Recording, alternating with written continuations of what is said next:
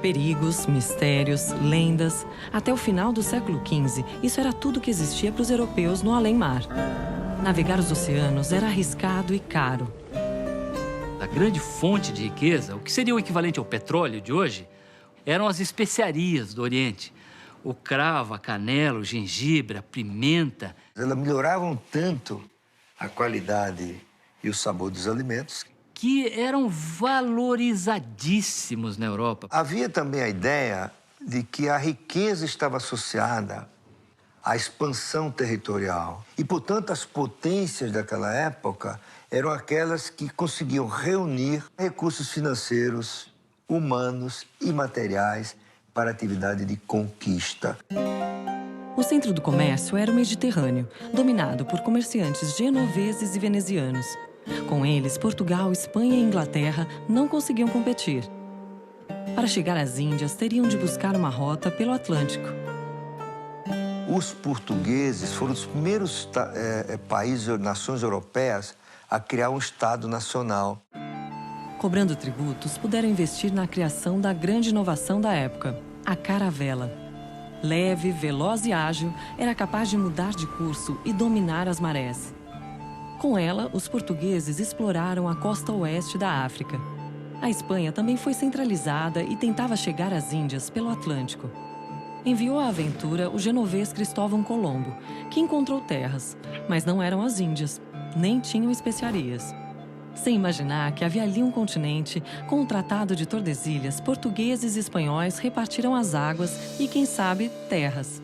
A base do tratado era uma linha longitudinal, um meridiano que passasse a 370 léguas oeste de Cabo Verde, coisa que ninguém sabia onde era. Ele foi feito num tempo em que não se conhecia a longitude. Colombo e outros navegadores exploravam a América Central. E quem primeiro chegou às Índias foi o português Vasco da Gama. O caminho estava aberto, mas não era fácil. Na viagem do Vasco da Gama, metade da tripulação, mais da metade, pereceu em alto mar, em escorbuto, doenças e fome e naufrágios. Mas os navios que voltaram trouxeram uma carga cujo valor era estimado em 6.000 vezes o investimento inicial dos investidores. Cada viagem para as Índias tinha lucros extraordinários. A cada frota que saía, por exemplo, de Lisboa, se fazia um acordo com o rei e uma parte da carga era distribuída aos que sobrevivessem na aventura. Nesse período, Portugal está realmente interessado no comércio das especiarias no Extremo Oriente. E por isso, a expedição de Cabral ao Brasil tinha como destino final as Índias. Há até quem diga que chegou à Bahia acidentalmente. Há uma longa discussão sobre quem foi o primeiro a estar aqui. É quase certo que esse litoral já tinha sido batido antes. Descoberta em 1500 não queria dizer ser o primeiro a chegar. Queria ser reconhecimento dos direitos jurídicos e posse daquele lugar. Nas terras que acreditava que fosse uma ilha, Cabral mandou rezar uma missa e logo partiu para as Índias, em busca de especiarias. A Espanha explorou a América Central e patrocinou a primeira volta ao mundo da história, que Fernão de Magalhães finalmente completou em 3 anos. Portugal continuou investindo no comércio no litoral africano e asiático. Já na América, os poucos portugueses só avançavam com a ajuda dos indígenas. A economia no Brasil funcionou aonde havia tupi. Onde não havia tupi, português não entrava. Aonde havia tupi, andava todo mundo e era Brasil. E os tupi, em aliança com Portugal, começaram a ampliar o seu poder militar e dominar os intervalos desse território, que as alianças entre nativos, entre tupi e portugueses, geraram mercadorias. A primeira delas, mais conhecida, o pau-brasil. Passou a ter mercado na Europa.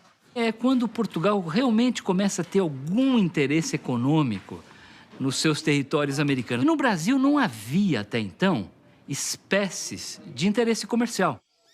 Os portugueses exploraram o pau-brasil quase até a extinção. Em busca de outro produto rentável, Portugal repartiu o território em capitanias hereditárias recebidas por portugueses sem muito entusiasmo. Na Europa, o que dava água na boca era uma doce novidade, o açúcar. Em poucos anos, haviam imensas plantações de cana nas capitanias de Pernambuco e São Vicente. O Brasil entra no segundo ciclo econômico, que é o do açúcar, da cana-de-açúcar. O primeiro negócio que veio no Brasil, foram os engenhos de açúcar, né? Que na época chegou até a ser o Ouro Branco. No período colonial, né, o Brasil, na verdade, responde àquilo que é o projeto de Portugal, não o projeto de Brasil. E, por isso, a forma como se produziu o açúcar no Brasil, uma plantation, quer dizer, uma monocultura voltada para exportação, com trabalho escravo, era, na verdade, a melhor forma que Portugal encontrou para ter rendas elevadas do açúcar, do produto que seria exportado. Portugal não tinha gente para ocupar o Brasil, então começa a importar quantidades fenomenais de escravos da África para se responsabilizar pelo cultivo das lavouras de cana-de-açúcar no Brasil. O escravo africano era mais adaptável. O escravo índio sempre podia ir para o mato e ia ser difícil caçar lá. Na África, era comum povos vencedores escravizarem os vencidos. E europeus passaram a vendê-los nas Américas, impulsionando a produção do açúcar brasileiro. O açúcar chegou a ser a principal commodity do comércio mundial. Na virada do século XVII, alguma coisa como 5% da receita total do Império Português já vinha do Brasil. Aí sim o Brasil ganha uma importância econômica que não havia tido durante o século XVI. Com os latifúndios, surgiram outras atividades econômicas e um mercado interno. A pecuária começou a se desenvolver fortemente pelo interior do Nordeste já no século XVII. Couro, artefatos de couro, feijão, arroz, farinha, carne de charque, cachaça e produtos primários. O Brasil conseguiu montar uma economia colonial dinâmica, cuja taxa de crescimento era maior do que a economia portuguesa. A moeda oficial era a de Portugal, o real, contado em 1.000 réis, cruzado, pataca, tostão, vintém. R$1 não valia meia pataca, nem um tostão. Mas nenhuma moeda era muito usada por aqui. A moeda que circulava no Brasil era a prata cunhada em Potosí. Você tinha no século XVII o Mosteiro de São Bento, no Rio de Janeiro, tem uma Capela dos Prateiros. E era um dos lugares onde se guardava prata. A Santa Casa de Salvador, que é o equivalente, vamos dizer, ao banco da época, que financiava a produção de açúcar, emprestava dinheiro, recebia dinheiro. Basicamente, essa era a instituição financeira da época. As pessoas não tinham moeda para fazer trocas. As pessoas, quando recebiam a moeda, um ouro e tal, eles guardavam e preferiam usar o escambo, a troca. Trocas físicas, escambo mesmo, trocavam carne de charca por açúcar. Na ausência de moeda de papel, as liquidações são todas feitas de palavra e a palavra é cumprida. O fiado é a mais ubíqua, a mais extensa instituição econômica criada no Brasil. Essa é a base real sobre a qual se constrói capitalismo no Brasil. Dinheiro mal passava pelas mãos do povo. Sem moeda não havia imposto, a não ser sobre o ouro encontrado. Para poder circular, ele devia passar pela casa de fundição. Só depois de cobrado 1/5, a barra recebia o selo real. Foi assim que surgiu a expressão quinto dos infernos. O quinto era a forma mais prática de você cobrar imposto. E esse imposto, em 1580, mudou de mãos. A Espanha dominou Portugal, criando a União Ibérica. O maior interesse espanhol no Brasil eram os engenhos. Existiam 300 deles em Pernambuco e na Bahia, além de alguns nas capitanias do Rio de Janeiro e São Vicente. Sob o domínio espanhol, o ciclo da cana chegou ao seu ápice. Em 1600, Inglaterra e França começaram a fundar suas colônias na América do Norte. Mas a colonização lá foi muito diferente daqui. Nosso atraso em relação aos Estados Unidos É uma derivada da colonização. Nos Estados Unidos se fez o que se chamou de colônia de povoamento. Que replicou a sociedade, a cultura da Inglaterra, que era o país mais avançado que havia naquela época. Vinham pessoas, colonos, para ocupar a terra, para plantar, para produzir. Que eram empreendedores que se independentizaram da coroa. Enquanto que os colonizadores espanhóis e portugueses nem 5% traziam suas esposas. Porque não tinha nenhuma intenção de aqui ficar. Era um espírito muito predador, de desfrute e de exploração dos recursos naturais do Brasil colônia para rápido enriquecimento. Encontrar o paraíso, desfrutar do paraíso, enriquecer o mais rapidamente possível para poder voltar para a metrópole. Nossa casa aqui, começamos com capitanias hereditárias dominadas pela coroa. Ou seja, a presença estatal sempre foi muito mais marcada no Brasil. O Brasil virou o objeto de uma grande empresa mercantil. Então era preciso grandes plantações de café, de açúcar, mão de obra baratinha, pouco valor adicionado. Assim nasceu o Brasil.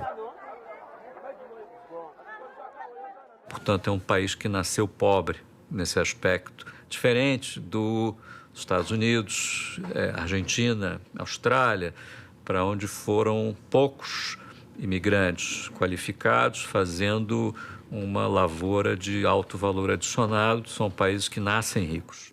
Porque os ingleses já tinham uma visão institucional distinta da dos portugueses. Os Estados Unidos tiveram universidades em 1600 e pouco. Na América Hispânica tinha 30 universidades, a primeira delas de 1538. Os portugueses nunca criaram uma universidade no Brasil. Mesmo tendo colônias, nenhum país superava a Espanha, que tinha uma vantagem imbatível: ouro. Naquela época prevalecia uma ideia de que a riqueza provinha do acúmulo de metais preciosos. Os países que tiveram acesso a essa riqueza foram muito prósperos. E daí nasceu a ideia de que um país poderia ficar rico se ele fosse capaz de exportar mais do que importava e, com isso, acumulava metais preciosos, porque as contas entre os países eram acertadas em ouro e prata, mais em ouro do que em prata. Em breve, se veria que só a riqueza não sustenta a hegemonia de um país. O que poderia valer mais do que o ouro? O que seria mais forte do que a invencível armada espanhola?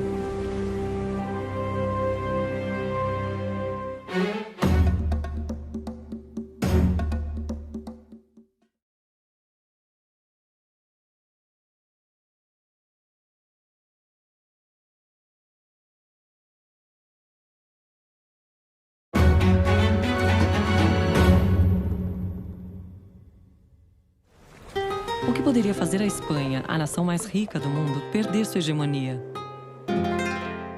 Tanto Portugal quanto Espanha não criaram mecanismos que transformassem essa riqueza momentânea num processo de enriquecimento mais sustentado da sociedade. Não adianta só ser rico do ponto de vista de ter acesso a metais preciosos. O desenvolvimento é algo muito mais complexo.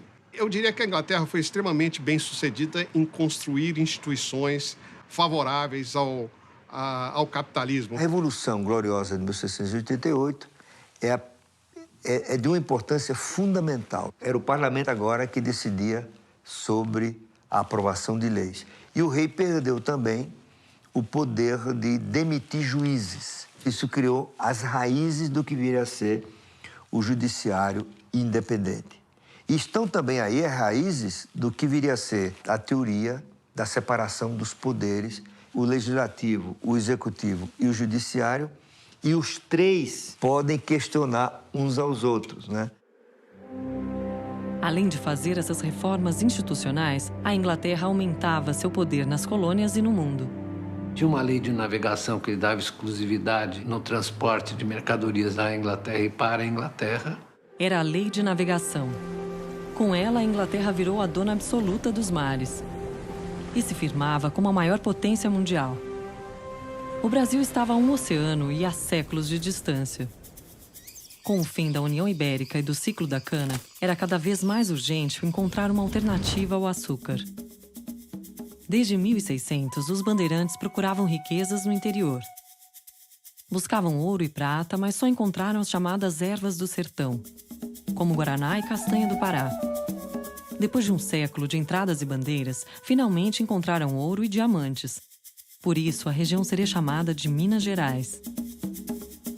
Durante o século XVIII, metade da produção mundial de ouro e diamante saía do Brasil. Quem descobria ouro tinha dinheiro, comprava em dinheiro, e tudo isso gerou o mercado interno. É só ver que onde teve ouro, teve uma vila colonial rica, Vila Rica, cujo nome era esse, tinha orquestra, ópera, um monte de igrejas, umas procissões, enfim, uma sofisticada vida social, portanto, mercado, né, em volta. A fase extrativista mesmo do ouro que foi, ela só durou 50 anos entre a entrada e a saída e só serviu para consolidar a aliança da Inglaterra com Portugal, né? O Brasil estava preso ao pacto colonial.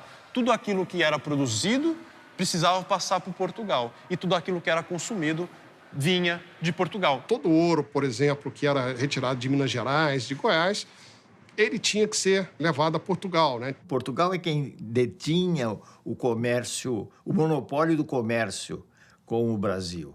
Mas, na realidade, o que ocorria é que Portugal, muito cedo, passou a ter uma dependência grande da Inglaterra. As mercadorias que chegavam a Portugal, eram distribuídas para outros países da Europa sob controle dos ingleses. Com a descoberta do ouro, foi fundada em Salvador, a capital da colônia, a primeira Casa da Moeda no Brasil. E aí ocorre uma grande corrida para o Brasil. A população brasileira, que até o final do século XVII era de apenas 300 mil habitantes, ela multiplica 10 vezes durante o século XVIII. Só de escravos entraram no Brasil mais de 1 milhão de cativos africanos para trabalhar nas minas de ouro e diamante. O produto escravo, no final do século XVIII, ele era a principal atividade econômica do Brasil. Foi mais importante do que o grande latifúndio. Para você ter uma ideia, o Brasil foi o maior entreposto negreiro das Américas. O controle do tráfico de escravos era feito no Brasil. Os grandes empresários, os grandes investidores de Salvador, do Rio de Janeiro, eram traficantes de escravos. O Rio de Janeiro se tornou o centro do comércio de escravos do Brasil. E os lucros ficavam dentro do setor interno da economia colonial. Não eram mandados para fora. O Rio de Janeiro se transformava no centro econômico da colônia. E quando o Brasil se tornou vice-reino, a cidade passou a ser a capital.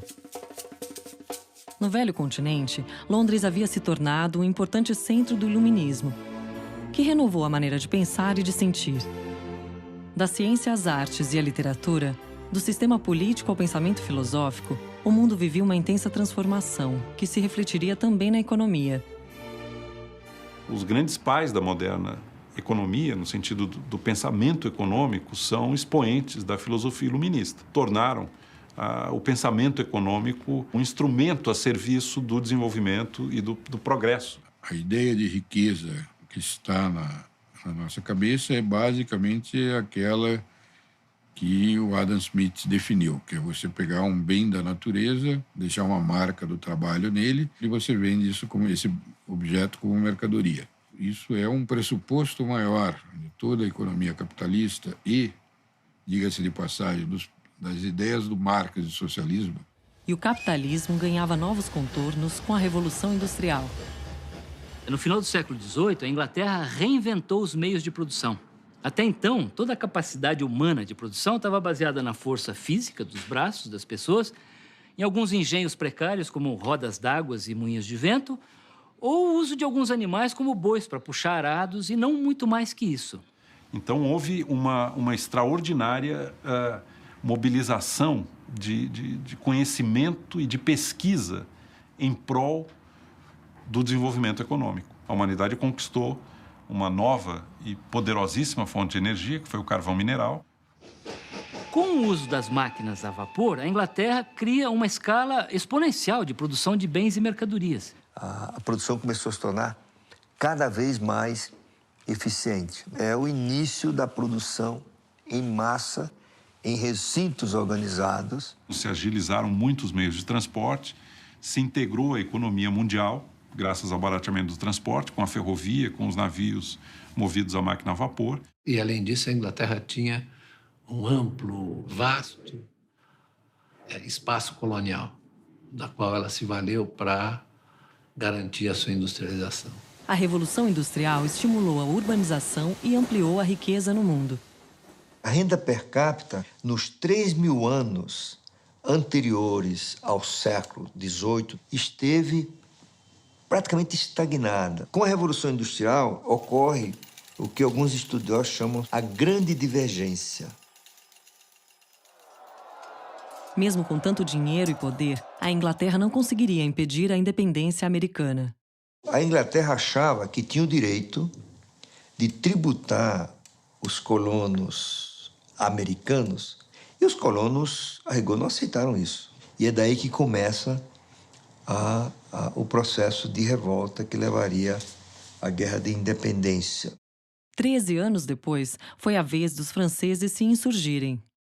A Revolução Francesa, ela tem origem no empobrecimento, né, da população, no surgimento de ideias novas sobre participação, sobre liberdade, as ideias do contrato social. Os revolucionários cortaram a cabeça da monarquia e repartiram terras da nobreza e da igreja. No Brasil, no mesmo ano, Tiradentes era preso, dando fim à Conjuração Mineira. A Inconfidência Mineira, ela tem inspiração na Revolução Americana, né? Isso assustou ainda mais os donos do poder em Portugal. A colonização portuguesa, ela tinha como pressuposto deixar o Brasil num estado de pouco desenvolvimento em termos econômicos. Havia uma política deliberada de impedir que os brasileiros tivessem consciência do alfabeto. A corte interessava manter uma população inculta. Manter o Brasil analfabeto, cativo, isolado e proibido. Sem capacidade de mobilizar-se, de se articular. Porque essa era uma forma de manter o Brasil sob controle da monarquia portuguesa. Não existiam universidades, não existiam bibliotecas. As escolas eram raras, isoladas, era proibido imprimir livros e jornais, havia 2 instâncias de censura, era proibido construir estradas, a não ser aquelas oficialmente autorizadas pela coroa real. Havia uma situação de monopólio mesmo de Portugal em relação ao Brasil e uma restrição muito grande às atividades econômicas aqui, né? Eram proibidas as manufaturas, com a desculpa de proteger o monopólio português. Proibição bastante teórica. No interior, no século XVII, nunca apareceu um fiscal, porque o governo nunca apareceu lá. Então... E na capital, a diferença social ficava mais evidente. O Brasil tinha uma pequena elite portuguesa brasileira. Uma população de proprietários de terra, normalmente vinculados à metrópole, à coroa portuguesa. Que estudava em Coimbra, formada em Direito e que ocupava os postos mais importantes da administração colonial. Mas a imensa maioria da população brasileira era pobre, escrava, analfabeta, isolada no território. E você tinha toda uma população flutuante, que era a nossa exígua classe média, de pessoas que prestavam serviços para essa economia agrário-exportadora. Isso prevaleceu no Brasil durante muitos séculos. Então, eu diria que até o final do século XVIII, para a imensa maioria da população brasileira, o país não era muito diferente daquele que o Cabral encontrou em 1500. Um país muito simplório, de economia muito rudimentar. Sem heróis, sem esperanças, sem dinheiro. No final do século XVIII, os brasileiros não tinham grandes expectativas. O acaso, porém, trazia coroas na manga. Quem lançava a sorte era o general francês Napoleão Bonaparte, que expandiu os domínios da França. Ventos agressivos sopravam a corte portuguesa ao sul. O destino era incerto, mas se chamava Brasil. Qual seria a fortuna dos brasileiros?